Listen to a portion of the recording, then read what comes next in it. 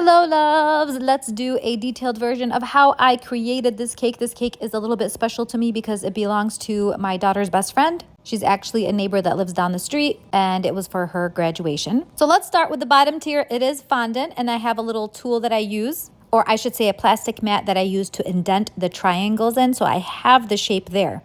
Then I have my stitching tool, and I go ahead and I kind of follow along the lines, and I go in one direction, giving it that stitching effect. Now, when you get towards the end of it, sometimes the lines don't meet up properly, so you kind of have to eyeball it.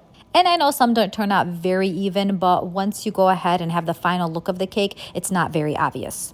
On to the part where people say it looks like toilet paper, I kind of put a little indentation with this specific tool. To me, it looks like a soft, cushiony pillow or a bachelor pad couch. I don't know, I find this part kind of comforting or satisfying, I would say, because you just get to sit down, chillax, and kind of indent it. And it feels good when you squish it into the cake. I don't know why. It just feels nice. But anywho, so you go ahead and do it for the entire cake.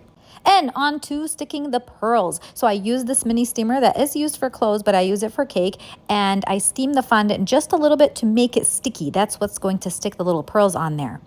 As you can see, I am using different colors, red, black, and white. But when I started placing them on the cake, I could not find a pattern that would match, nicely. And looking at it, it just did not look nice to me.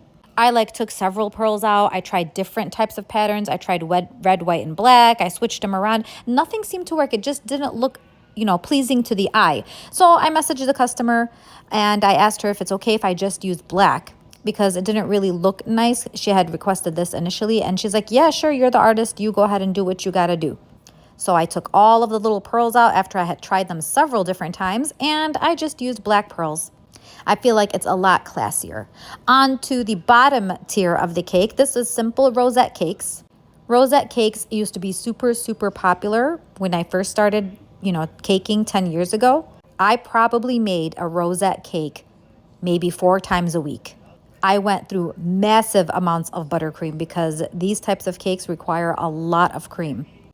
But at the end of the day, they are gorgeous, so I understand why people love them so much. The rosette cake, trend kind of died down, came in the unicorn cakes, and then those kind of died down. All right, let's go ahead and put these tiers together. So you guys know the drill. I use my boba straws to help support the top tier. I put the middle one in and measure it out, and then I cut the rest accordingly to that.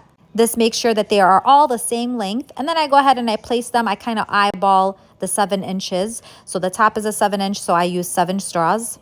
Again, it's to help support the top tier so it doesn't mush down into the cake. I used leftover buttercream that I had as the glue, because why throw it away? No need to be wasteful, it doesn't show. Then careful SpongeBob, and I place it on top. And this is the final look of the cake. The toppers are on Topper Tuesday if you're interested on how to make those. Thanks for watching.